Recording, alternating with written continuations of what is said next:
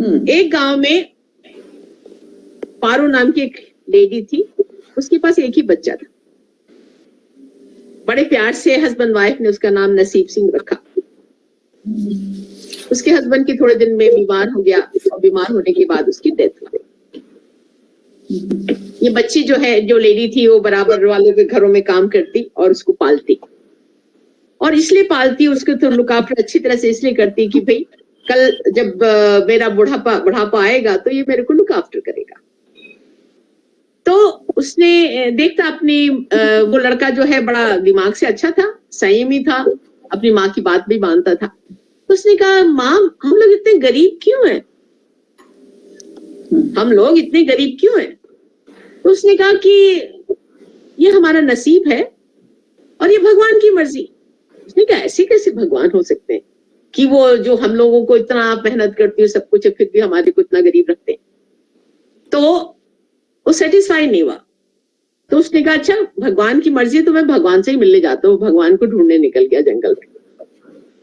थक के बैठा हुआ था तो एक पत्थर के ऊपर जाके थक के बैठ गया। तो शिव जी और पार्वती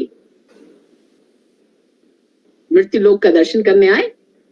तो पार्वती ने इसको बैठे देखा, कहने लगे कि स्वामी रुकिए, ये बच्चा बड़ा परेशान दिख रहा है। तो पार्वती ने पूछा, बच्चा तुम यहाँ क्यों बैठे हो? उसने कहा मैं भगवान को ढूंढ रहा हूं। तो भगवान को ढूंढ रहे, तो भगवान को क्यों ढूंढ रहे? तो उसने कहा भगवान को ढूंढ रहे हैं इसलिए कि मेरे पिताजी की तो डेथ हो गई है, माँ बहुत मेहनत करती है और फिर भी हम लोग गरीब की गरीब ही हैं, और मैं जब बड़ा हो जाऊंगा तभी तो करूंगा, अभी तो मैं पढ़ाई कर सकता हूँ, ये सब कर सकता हूँ। तो पार्वती जी ने शिव जी को बोला, भी इसका कुछ करो, आप तो सबका करते हो तो इसका भी कुछ करो। तो उसने कहा पार्वती जी को, मैं इसका कुछ भी कर लूं ये गरीब ही रहेगा। तो पार्वती जी ने कहा कोई बात नहीं, आप इसको कुछ करो।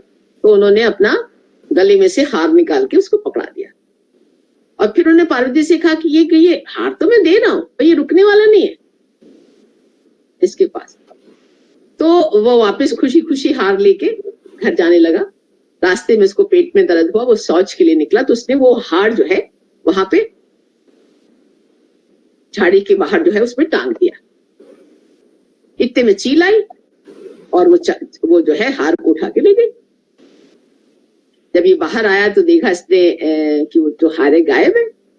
बड़ा परेशान हुआ, माँ को बताया तो माँ ने कहा ये कहानी क्यों सुना रहे हो, ये तो ऐसा, ये मेरे लिए तो कहानी है।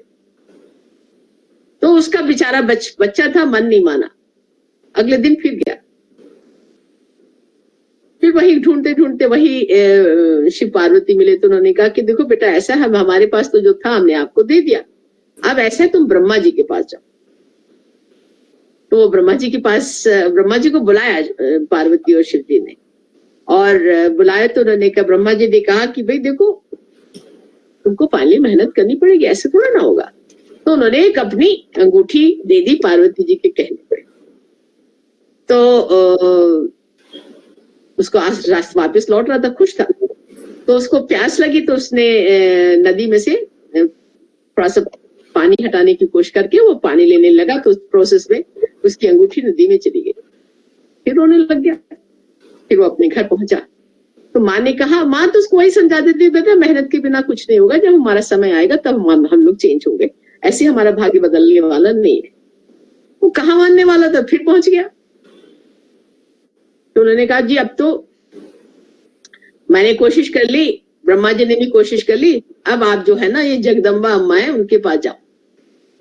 तो जगदम्बा अम्मा ने कहा कि भैया ये सिक्का है, अब तुम जाना इधर उधर कहीं नहीं जाना, ये सीधे जाके सिक्का अपनी अम्मा को देना, ना रास्ते में शौच के लिए जाना, ना तुम अभी पानी पीना, अपना ये सिक्का अम्मा को दे देना। वो सिक्का लेके जी पहुंचा, अपनी माँ को दे दिया। तो अगले दिन उसने कहा कि देखो मैं तुम्हारे को एक चीज बताना चाह रही हूँ कि हम लोगों को मेहनत करनी पड़ेगी। तो कल अगले दिन एक मछुआरा मछली सड़क पर बेचने आया, तो उसकी माँ ने, इस बच्चे ने वो ही सिक्का लेके मछली खरीद ली। तो माँ ने जब उसको काटा तो वही वाली अंगूठी निकली। तो अंगूठी निकली तो नेचुरली थोड़ा सा कुछ मिला उनको, तो उनके थोड़े से दिन बदले। और एक बार माँ ने कहा कि बेटा आज घर में लकड़ी नहीं है तो आप लकड़ी लेके आओ जंगल से। तो वो लकड़ी लेने जब जंगल में गया तो देखा कि वो उसी चील के आसपास, जहां पर चील जिस पेड़ पर रहती थी वहीं पहुंच गया। तो वहां पे उसने वही देखा, तो उसने लकड़ियां तो ली और लकड़ियों के साथ वो हार भी लेके घर आ गया। तो उसकी फिर दोबारा थोड़ी सी और हालत सुधरी। तो सुधरने के बाद तो माँ ने कहा देखो एक बात, बिल्कुल मेहनत तो हमें करनी ही पड़ेगी, बट एक बात बिल्कुल क्लियर है कि हमारे को जो भी हमारे पास मीन्स है, बिना भाग्य के बिना कुछ नहीं होता। पहले आपको, आप कहते हो कि इन्होंने, पार्वती जी ने आपको दिलवाया ये, तो ये आपको नहीं मिला, ये आपके भाग्य में नहीं था। जब आपने इसको सोच लिया तब आपको ये चीज बदलना शुरू हो गया। तो सब खाली भाग्य का फल है। हम बहुत बार मेहनत करते हैं, जरूरी नहीं कि हमारी मेहनत उतना ही रंग लाए जितना दूसरे का रंग लाती है। तो ये सब भाग्य का खेल है और उसके साथ हमें मेहनत और संयम, इसके ऊपर पूरा ध्यान रखना पड़ेगा। ये छोटी सी स्टोरी से और बच्चे के माध्यम से लोगों को समझाने की कोशिश करी गई है कि मेहनत मेहनत और मेहनत का ही फल होगा, उसके साथ भाग्य भी जरूरी है। So that's it. हम लोग कहते हैं ना मैडम की